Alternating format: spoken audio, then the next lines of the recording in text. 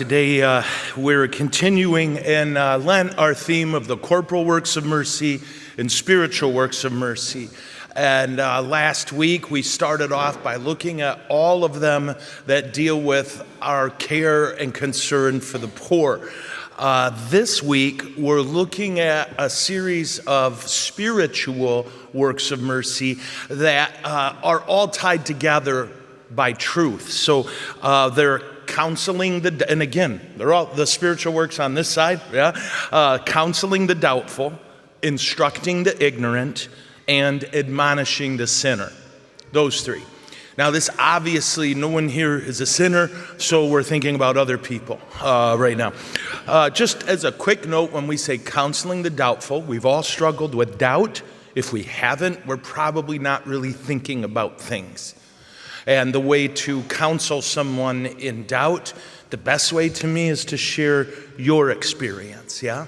When we look at instructing the ignorant, ignorant is a funny word. We use it a little differently in English. All it means is something you lack knowledge on. So, no, that's a dumb example. Never mind. Anyway, I just thought of that. Instructing the ignorant is not a cruel thing, and it's not a sinful thing to be ignorant. There are so many things. People will tell me, and I feel so funny about this, but I teach history, I teach philosophy, I know those things. And I'll never forget when I was at MSU where Jesus went to school and then lost to Wisconsin. The passion of the Spartan, I don't know, but all kidding aside, it was true. I can't tell you how many kids had come up, "Oh, Father, you're so smart." I'm like, "Oh, no, I'm not." We're talking about philosophy, and I know philosophy. Put me in the physics class, see how we do, right? I'm smart at one thing, or maybe two, but there's a ton I'm ignorant of, a shocking amount that I'm ignorant of, like anybody. When we say instructing the ignorant, we mean giving people knowledge where they lack it. Because one of the things you may have noticed in our sinfulness and in our insecurities, we have strong opinions about things that we know very little about. It happens a lot. I often think this. I think one of the worst problems we have is that we're supremely confident in our rightness on topics that we know very little. So that instructing the ignorant, and then the third one is admonishing the sinner, meaning telling the sinner, "Hey, that's a sin. Don't do that." So we're going to go through each of these, just 20 minutes each. Remember last week? I feel so bad. That was the longest homily I've ever gave. Do you know that? That was 18 minutes of your suffering. But at the good side, I felt great afterward, Okay, so every potential thing that Jesus gives us can be used for good or evil, right? And one of the easiest examples of this is love. Love is the most powerful force in the universe. But when we detach love from truth, it becomes a corrosive and awful thing. When we detach truth from love, it becomes a cruel and unwielding thing. Truth and love are tied together because both have the potential for unspeakable good and unspeakable horror. We need to remember that truth is one of the primary goods we care about. And each one of these, counseling the doubtful, instructing the ignorant, and admonishing the sinner, they're all connected to truth. Truth matters. In philosophy class, I tried so hard to walk students through this. This idea that we have this thing we'll do where we'll say, well, you have your truth and I have mine. Or we'll reduce opinion to truth. We'll reduce truth to opinion. But here's the thing. There is right, there is wrong. There is truth, and there's not truth. So the Catechism says this, and it's a remarkable statement. We say God is love, and that's true. But it's more wrong then it is right because our idea of truth of love is so distorted. Whatever God is, our best word for it, love. But even as we say it, we know my idea of love is not always steeped in truth. Is this making sense to us? Our society really began this slide after World War II, when I think some of it is just the incredible violence unleashed on the world and perpetrated by humans compelled us to try to figure out how to be kinder. In less than 50 years, almost 120 million humans were killed by war. And rightly so, we all stopped and went, whoa, easy. But then we started to say, again, truth and opinion were the same thing. In philosophy, it's called relativism. It's the idea that, no, there's no such thing as truth. There's just what you believe. And C.S. Lewis wrote about this before World War II.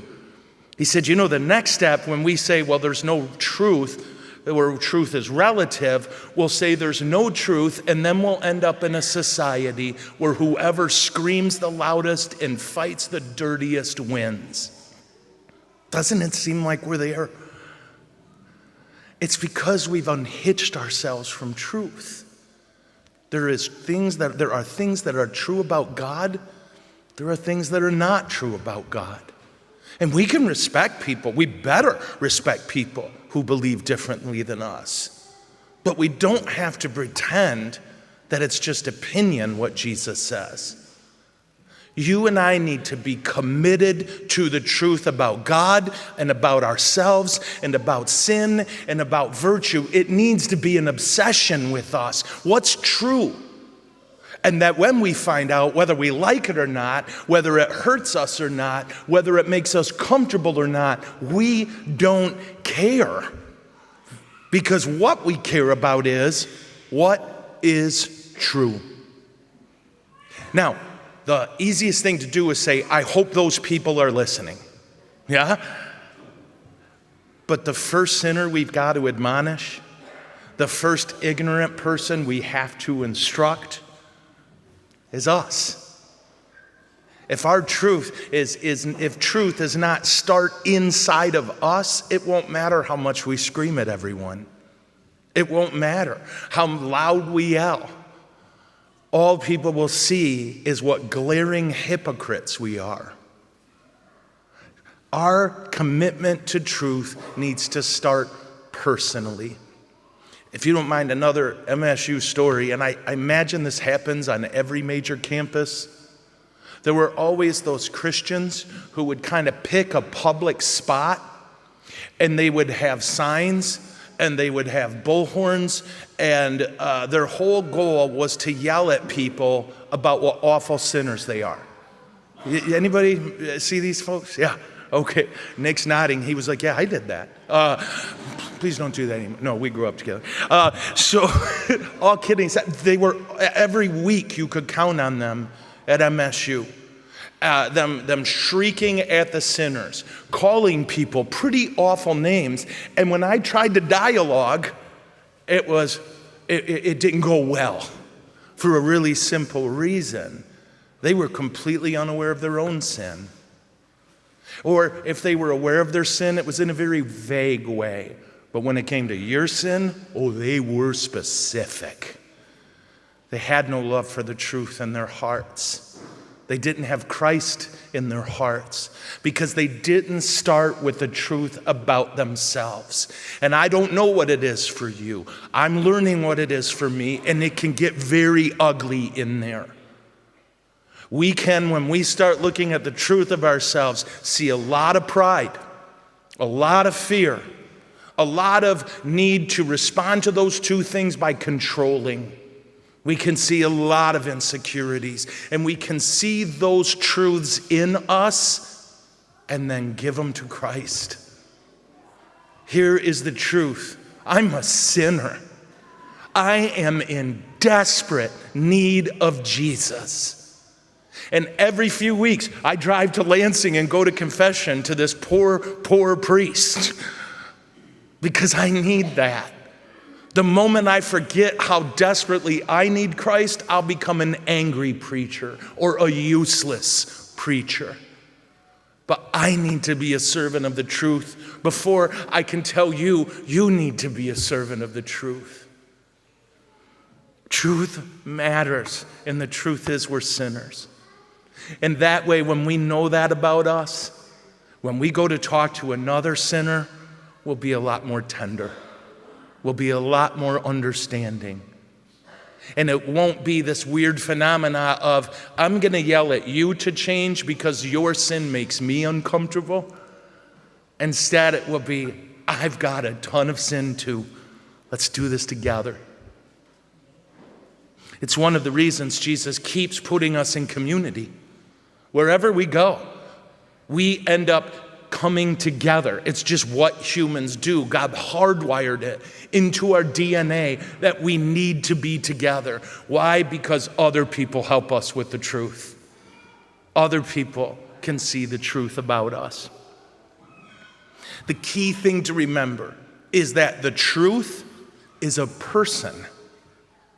That Jesus technically did not speak the truth. Jesus is the truth in human flesh, and he speaks. The truth is a person named Jesus Christ, and that's one of the reasons truth is so important to us. Jesus said it in John 14 when he said to the disciples, I am the way, I am the truth, and I am the life. No one comes to the Father but through me. So today in our Lenten season, I'm inviting us in this next week to really start thinking about these spiritual works of mercy. Counsel the doubtful. And again, often just by sharing your experience. Instructing the ignorant. That for you and I to share the faith with people, we should probably know it first. We should make efforts to know the truth about the Catholic faith so that we can share it well. I can't tell you how many people aren't Catholic because of things Catholics don't believe. I've had people tell me, I love everything about the church, but I just can't worship Mary. I'm like, oh, then you'll fit in really well, because we don't. But they've been told their whole lives stupid things about the church. And they don't know, but you know, and you can tell them. But you got to know it first, to know the truth of our faith so that you can instruct the ignorant. And in terms of admonishing the sinner, we need to know the truth about our sin so that when we share with others how their sin is hurting them, it comes from a place of love, not insecurity, not judgment, not rage. This is our call, guys. And I'll challenge us to see which one of these specifically Jesus is calling us to. But whatever one it is, here's the non-option. Jesus, where have I accepted the lie about me? Jesus, where have I accepted lies and grown comfortable with them? Jesus, help me to know the truth and to live it well. As humans, we're the only things that I know of that God made that can search for truth and then embrace it or walk away from it. Because of that, it means it's an essential exercise for humans. If we're the only ones who can do it, then we should do it a lot. So let's grow in knowledge of the truth of the faith. Let's grow in knowledge of the truth about ourselves, so that these spiritual works of mercy that we are all called to, none of these are optional, that they come from a place of truth and love and a firm commitment and recognition that every time we speak the truth, we invoke the presence of Jesus. And that makes our sinfulness a lot easier to deal with. Amen? Okay.